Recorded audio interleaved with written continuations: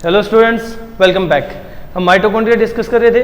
अब माइटोकॉन्ड्रिया के बच्चों एक पॉइंट डिस्कस करते हैं। देखो, अब हम देखेंगे माइटोकॉन्ड्रिया की डायग्रामेटिक रिप्रेजेंटेशन। क्लियर है? स्टार्ट करते हैं। ये अपना सॉसेज शेप माइटोकॉन्ड्रिया है, ठीक है।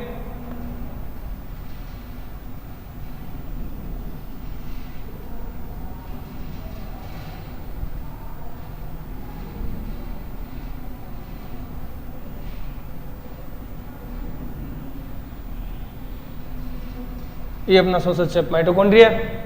क्लियर है? अब मैं स्ट्रक्चर बनाते जा रहा हूं।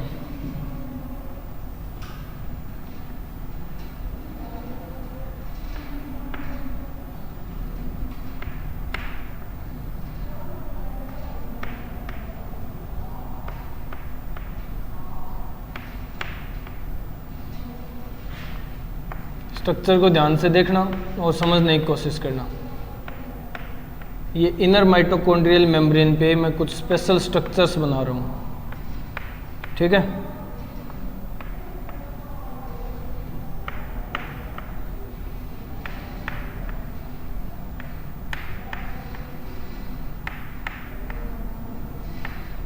क्लियर है? अब देखो नेक्स्ट।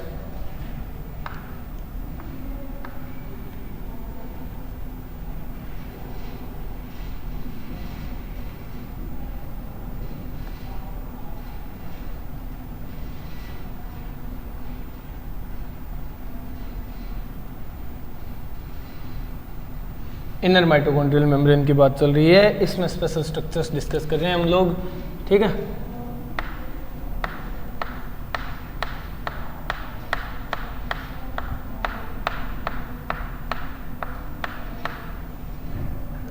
क्लियर है?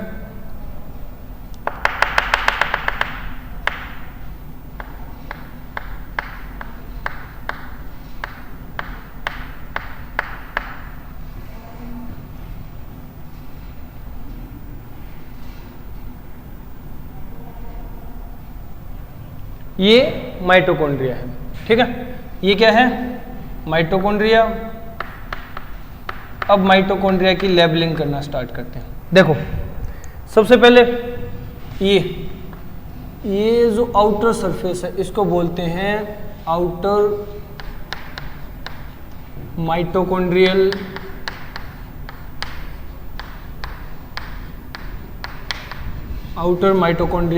मेम्ब्रेन। आउटर माइटोकॉन्ड्रियल मेम्ब्रेन है ये। क्लियर है? समझ गए? अब आउटर माइटोकॉन्ड्रियल मेम्ब्रेन के बाद ये जो बीच में स्पेस बच गया खाली, इसको बोला जाता है पेरीमाइटोकॉन्ड्रियल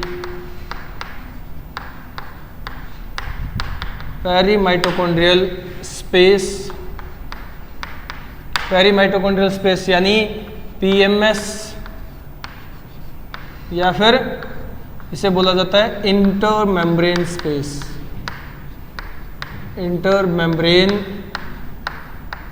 स्पेस। क्लियर है? ये हो गया। नेक्स्ट, ये जो स्ट्रक्चर है ये है inner mitochondrial membrane. Inner mitochondrial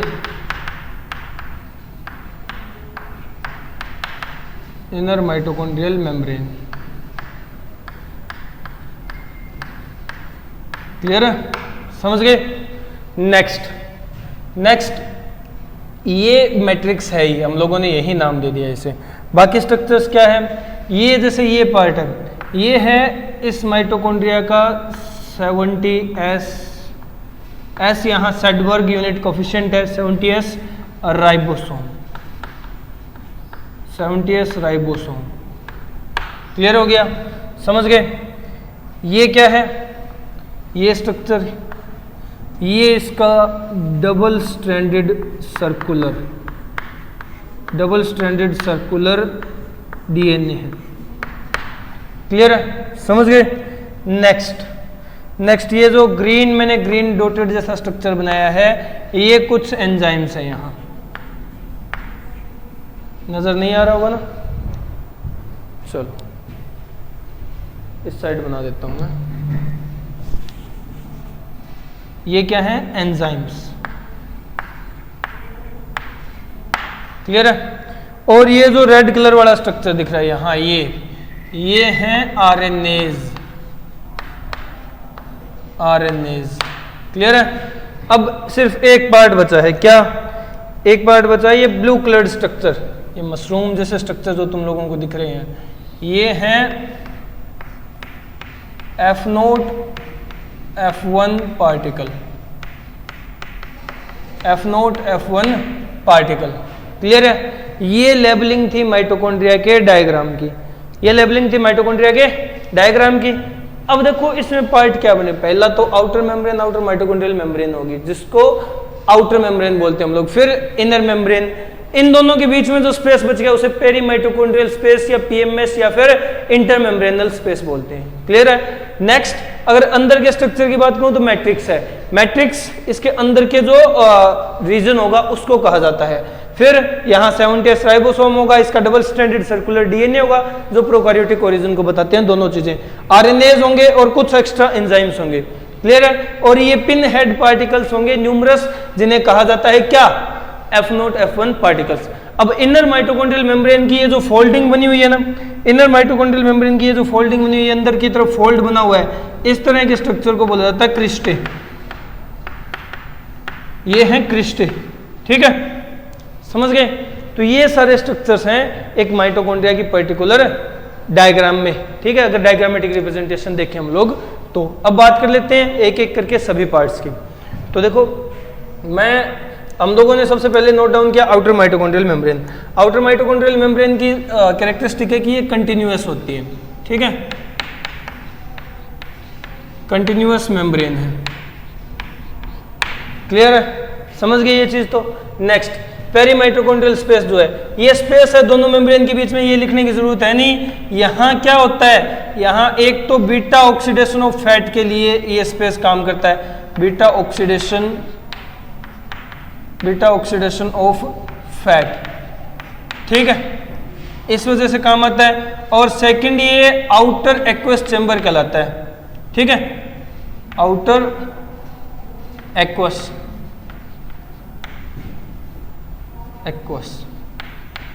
chamber है। क्लियर है? ये दो पॉइंट हो गए किसके?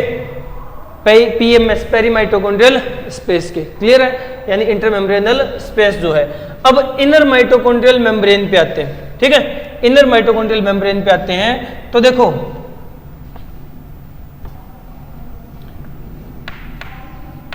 this membrane is folded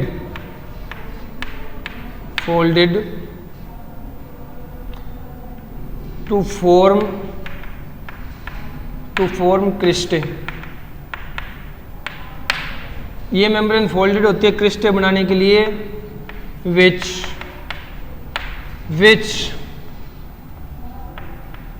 are used to increase surface area for a respiratory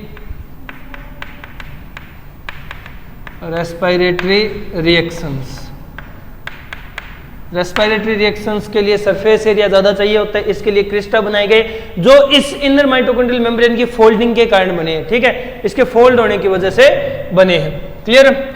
next, ये जो IIM है, ठीक है, IMM sorry, inner mitochondrial membrane जो है divides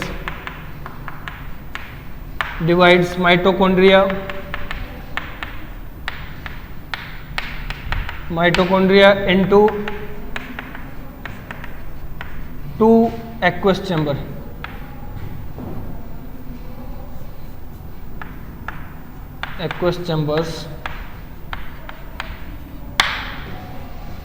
chambers inner and outer. ठीक है? इनर जो एक्वस चैम्बर है उसको तो कहा जाता है मैट्रिक्स, और आउटर चैम्बर को आउटर चैम्बर ही कहा जाता है। ठीक है? जो पीएमएस में, पेरी माइटोकॉन्ड्रियल स्पेस में है। समझ गए? ये नेक्स्ट पॉइंट है। नेक्स्ट अगर मैं बात करूं, देखो इनर माइटोकॉन्ड्रियल मेम्ब्रेन एक डिफरेंशिएटिंग मेम्ब्रेन की तरह काम करती है। एक डिफरेंशिएटिंग मेम्ब्रेन एक डिवाइडिंग मेम्ब्रेन की तरह काम करती है, जो पूरे के पूरे माइटोकॉन्ड्रिया को दो पार्ट्स में डिवाइड कर देता है। एक तो आउटर जिसे पेरीमाइटोकॉन्ड्रियल स्पेस बोला, एक इनर जिसे माइटोकॉन्ड्रियल मैट्रिक्स कहा जाता है, ठीक है। उन दो पार्ट्स में डिवाइड कर देगी, किसको डिवाइड कर देगी? माइटोकॉन्ड्रिया को। क्लियर है? नेक्स्ट क्या होता है, ये जो माइटोकॉन्ड्रिया की इनर माइटोकॉन्ड्रियल मेम्ब्रेन है, इस पे बहुत सारे ईटीसी प्रेजेंट, इस पे एक ईटीसी प्रेजेंट होती है। ईटीसी क्या होती है?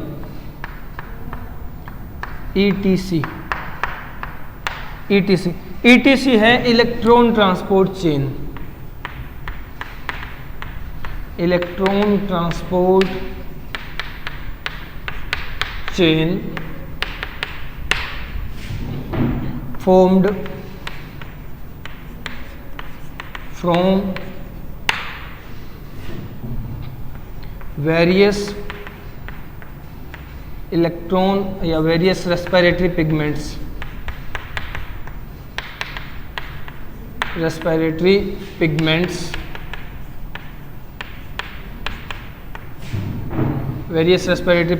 to perform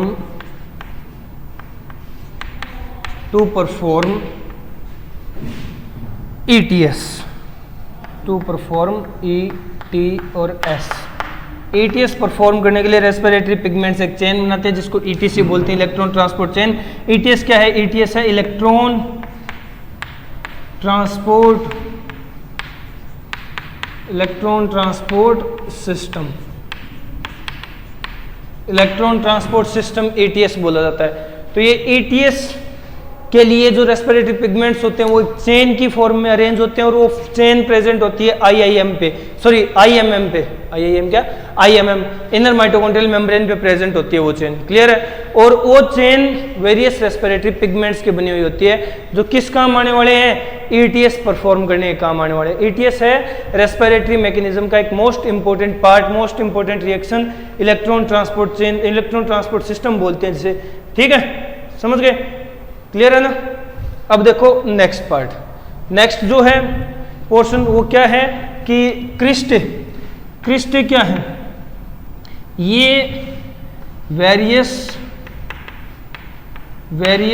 फिंगर लाइक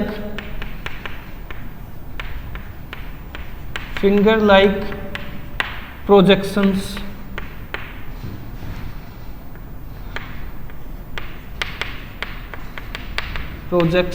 या फिर मैं कहूं इन्वेजिनेशंस है, इन्वेजिनेशंस फॉर्म्ड बाय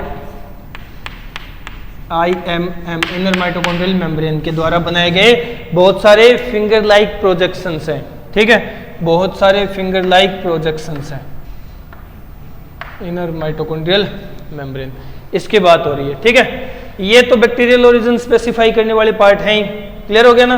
तो ये सारे स्ट्रक्चर्स हैं, ये सारे पॉइंट्स हैं जो एक माइटोकॉन्ड्रिया को डिफाइन करते हैं। ठीक है, जो एक माइटोकॉन्ड्रिया को डिफाइन करते हैं। क्लियर है? यानी outer mitochondrial membrane continuous membrane है एक। ठीक है, जबकि इनर माइटोकॉन्ड्रियल मेम्ब्रेन पे वेरियस फिंगर लाइक प्रोजेक्शंस बने हुए होते हैं जिन्हें क्या क्रिस्टे कहते हैं। क्लियर है? और ये क्रिस्टे क्यों बनाती है, फोल्ड क्यों बनाती है? ताकि सरफेस एरिया इंक्रीज हो उसके रेस्पिरेटरी पिगमेंट्स के लिए, ताकि रेस्पिरेटरी पिगमेंट ज्यादा आए और रेस्पिरेटरी रिएक्शन अच्छी तरह परफॉर्म हो सके। क्लियर है? समझ गए? अब ये IMM जो है इनर माइटोकॉन्ड्रियल मेम्ब्रेन, ये डिवाइड करती है माइटोकॉन्ड्रिया को दो पार्ट्स में, आउटर एक्वस चैम्बर और inner aqueous chamber. Outer aqueous chamber को PMS बोलते हैं, पेरीमाइटोकॉन्ड्रियल स्पेस है। ठीक है, और इनर को मैट्रिक्स बोलते हैं। क्लियर है? समझ गए? ये लिखने की जरूरत इतनी है नहीं, तुम लोग नॉर्मली समझ गए होगे। यहाँ ETC प्रेजेंट होती है। ETC होती है रेस्पिरेटरी पिगमेंट्स की चेन, यानी इलेक्ट्रॉन रिसेप्टर्स की चेन, जो कि इलेक्ट्रॉन ट्रांसपोर्ट चेन कहलाती है। क्या परफॉर्म करती है? ETS, electron transport system. Clear है ना? समझ गए ये पॉइंट? इतने पॉइंट समझ आए ना? जल्दी से वीडियो पोज करो और पॉइंट नोट डाउन कर लो, फिर जो बचे खुचे पॉइंट है वो हम लोग डिस्कस कर लेते हैं। जल्दी नोट डाउन करो। हो गया क्या? हो गया? चलो अब नेक्स्ट पॉइंट डिस्कस करते हैं। ये बात हुई किसकी, माइटोकॉन्ड्रिया के स्ट्रक्चर की बात करें। अभी कंप्लीट नहीं हुई है हमारी बात, अभी थोड़े बहुत पॉइंट बचे हुए हैं, वो भी डिस्कस करने हैं, पर इतना एक बार समझो, ठीक है। अब कुछ और पॉइंट्स हैं वो डिस्कस कर लेते हैं।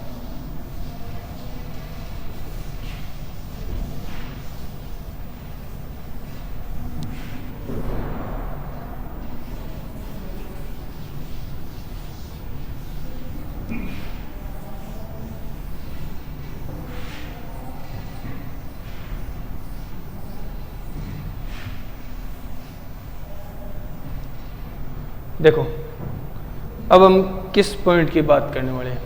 एक स्पेशल सा पॉइंट है, ठीक है। एक स्पेशल सा पॉइंट क्या है कि जो अपनी क्रैब साइकिल चलती है ना, उसका एक एंजाइम भी इनर माइटोकॉन्ड्रियल मेम्ब्रेन IMM पे प्रेजेंट होता है, ठीक है। वो एंजाइम कई बार उस पर क्वेश्चन पूछे गए हैं तो हम लोग नोट डाउन कर लेते हैं, ठीक है।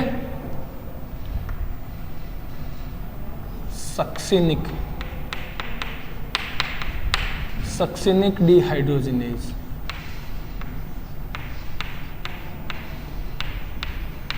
succinic dehydrogenase is the enzyme of Krebs cycle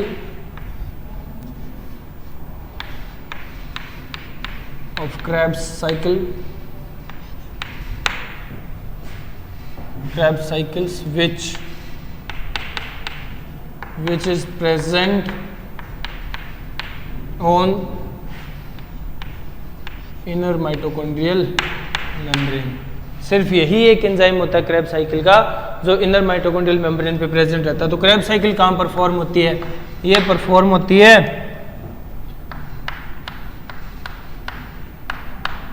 performed in matrix, mitochondrial matrix में परफॉर्म होती है, क्लियर है। बट इसका एक एंजाइम यहाँ भी प्रेजेंट होता है, समझ गए।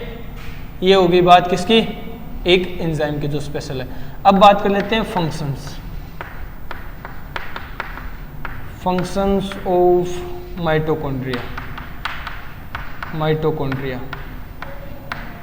माइटोकॉन्ड्रिया के फंक्शन क्या है, ठीक है। तो देखो पहला और मोस्ट इंपॉर्टेंट फंक्शन तो यही है कि माइटोकॉन्ड्रिया एटीपी प्रोड्यूस करता है, एटीपी प्रोडक्शन सबसे इंपॉर्टेंट फंक्शन है, क्लियर है। सेकंड फंक्शन क्या होगा, सेकंड फंक्शन थोड़ा सा अलग है कि एक एंजाइम होता है mitochondrial kinase enzyme of egg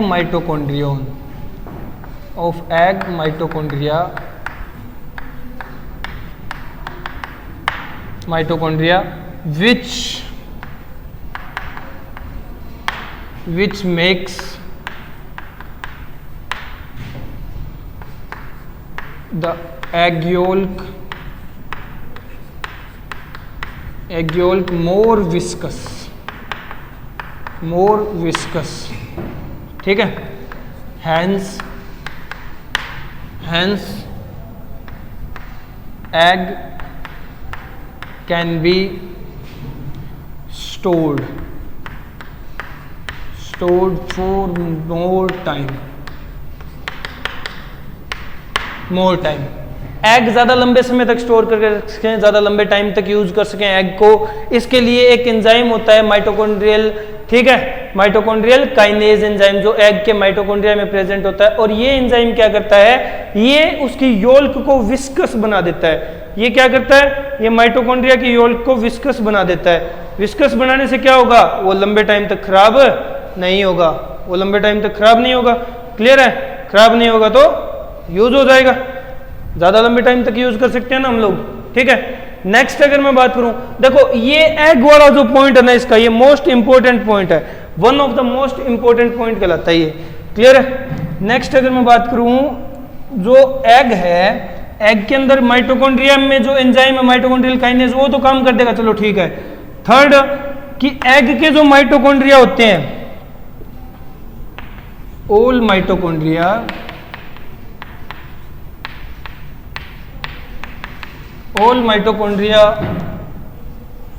of an egg are combinedly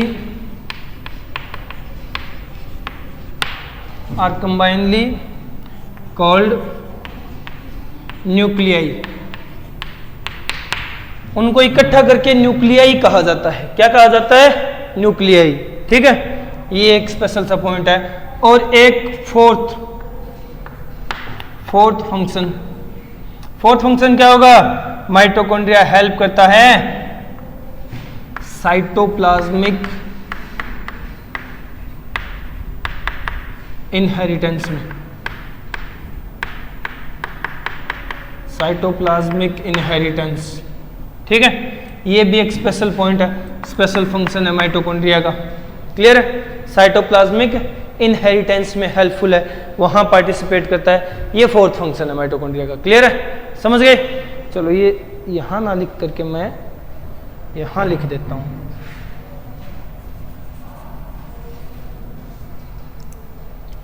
ये क्या है? फोर्थ फंक्शन है। समझ गए? क्लियर है ना? साइटोप्लाज्मिक इनहेरिटेंस में हेल्पफुल है। चलो ये माइटोकॉन्ड्रिया के स्ट्रक्चर से रिलेटेड लास्ट पॉइंट है, जल्दी से नोट डाउन कर लो। क्लियर है? वीडियो पोज करो, स्क्रीनशॉट ले लो। ओके, चलो यहां हुई बात स्ट्रक्चर की खत्म। बट एक चीज रह गई, अगर तुम लोगों ने ध्यान दियो, मैंने F0 F1 पार्टिकल की अब तक कोई चर्चा नहीं की, कोई बात नहीं की। क्यों भाई? ये क्या कोई काम नहीं आता? सबसे इंपॉर्टेंट काम तो यही आता है। तो समझो, अब हम बात करेंगे F0 F1 पार्टिकल की। क्लियर है? अब हम बात करेंगे F0 F1 पार्टिकल की। अलग से बात करना जरूरी है इसका, क्योंकि ये इंपॉर्टेंट ही इतना है। ठीक है? F0 F1 particles, F0 F1 particle की बात कर रहे हैं हम लोग। ठीक है, मैं चौक ले लेता हूं।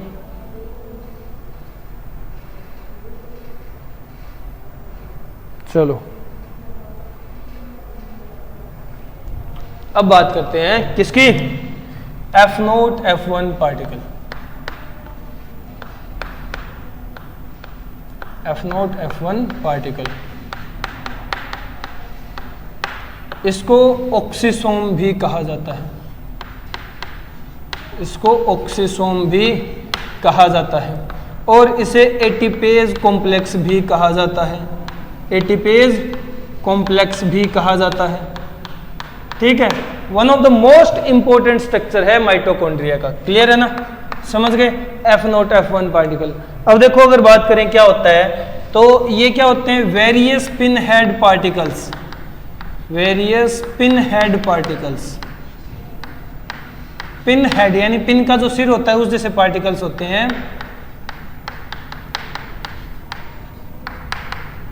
प्रेजेंट ऑन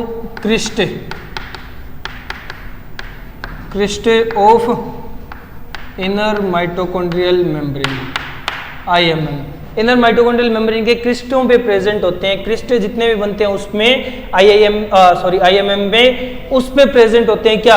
ये F0 F1 पार्टिकल्स। क्लियर है? किस लिए यूज होते हैं? हम लोगों ने ऑक्सीसोम कहा, एटीपेज कॉम्प्लेक्स कहा। तो देखो, these particles,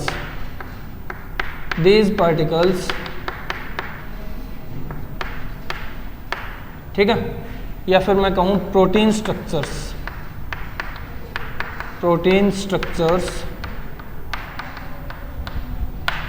perform oxidative फोस्फोरिलेशन।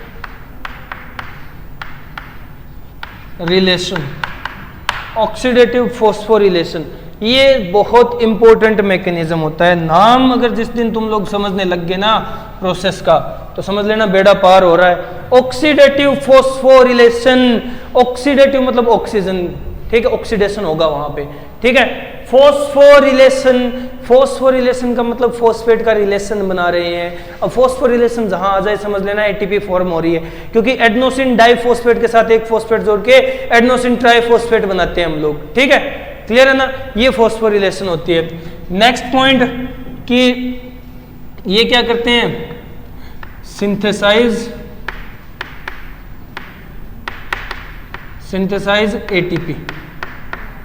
ATP synthesise करते हैं, ठीक है, कैसे, बाय मैकेनिज्म ऑफ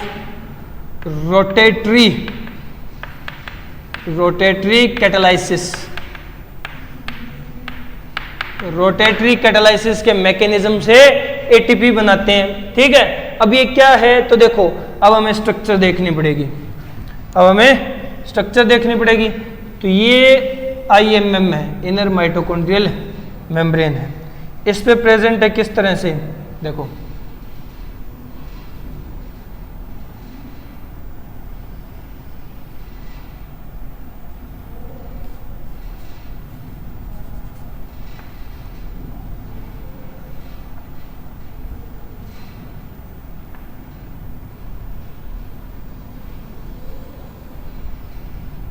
इस तरह के स्ट्रक्चर होते हैं, ठीक है, कुछ जाना पहचाना सा स्ट्रक्चर लग रहा है ना। ये क्या है, ये है एफ नोट, ठीक है, ये क्या है, ये है F1, समझ गए, और ये क्या है, ये है स्टॉक, ये है स्टॉक, ठीक है। अब देखो F नोट को हम लोग कहते हैं बेस, और ये होता है इसका हेड, ये क्या है, ये इनर माइटोकॉन्ड्रियल मेम्ब्रेन है, आईएमएम है, और ये इस साइड क्या है, इस साइड है पीएमएस, पेरी माइटोकॉन्ड्रियल स्पेस, और इस साइड है मैट्रिक्स, ये क्या है, मैट्रिक्स। अब ये क्या करते हैं, रोटेटरी कैटालाइसिस से एटीपी सिंथेसाइज करते हैं, ऑक्सीडेटिव फॉस्फोरिलेशन करते हैं, कैसे, यहां जो H+ भरे हुए हैं, कैसे भरे हैं, ETS के चलने से H+ का ग्रेडियंट बना, यहाँ ये H+ ग्रेडियंट इसके थ्रू, ये पोरस पार्टिकल होते हैं, इसके थ्रू चल करके यहाँ आते हैं, पेयर आता है H+ का, यानी 2H+ आते हैं, 2H+ आते हैं, तो ये एक बार घूमता है, एक बार इसके अंदर रोटेटरी कैटालाइसिस होती है, एक बार घूमता है तो क्या करता है, जो ADP + IP है इनऑर्गेनिक फॉस्फेट, उससे बना देता है ATP, ठीक है, उससे क्या बना देता है, ATP, और यही होती है रोटेटरी कैटालाइसिस, इसके घूमने से जब H+ ग्रेडियंट टूटेगा, ठीक है, जब H+ ग्रेडियंट टूटता है, ठीक है, रोटेटरी कैटालाइसिस होती है, रोटेटरी कैटालाइसिस से एटीपी सिंथेसाइज होती है, क्लियर है, समझ गए ना। ये मैकेनिज्म बहुत इंपॉर्टेंट है, बहुत इंपॉर्टेंट टाइप का मैकेनिज्म है। इसी तरह से ऑल ओवर एटीपी बनाई जाती है, ठीक है, जो एनर्जी है ना, मोस्ट ऑफ एनर्जी इसी पार्टिकल की हेल्प से सिंथेसाइज की जाती है, बाकी और पार्टिकल्स तो कुछ नहीं करते, ठीक है, समझ गए। चलो ये क्या करते हैं, यहां F नोट जो पार्टिकल है वो किस तरह एक्ट करता है, तो देखो F naught particle, F naught act as transmembrane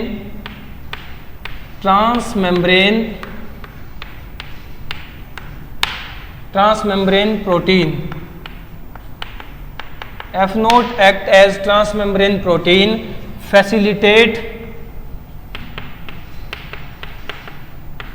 facilitate the movement of H+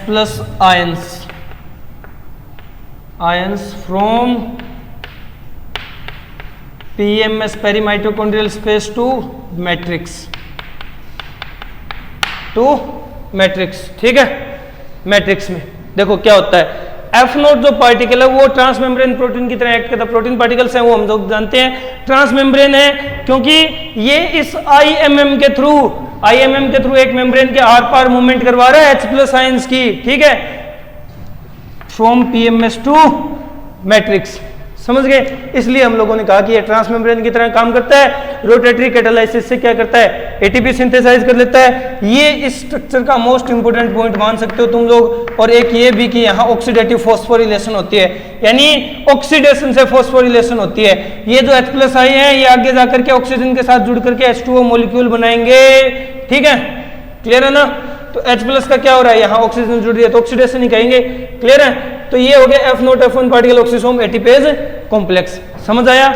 जल्दी से वीडियो को पॉज करो, ये पॉइंट नोट डाउन कर लो, जल्दी जल्दी नोट डाउन करो। हो गया? हो गया क्या? तो ये थे F0 F1 पार्टिकल्स। ठीक है, ये माइटोकॉन्ड्रिया स्ट्रक्चर के लास्ट पॉइंट है। चलो अब 2 पॉइंट और बचे हैं, फिर माइटोकॉन्ड्रिया कंप्लीट अपना। क्लियर है? वो 2 पॉइंट क्या है, नोट डाउन कर लेते हैं।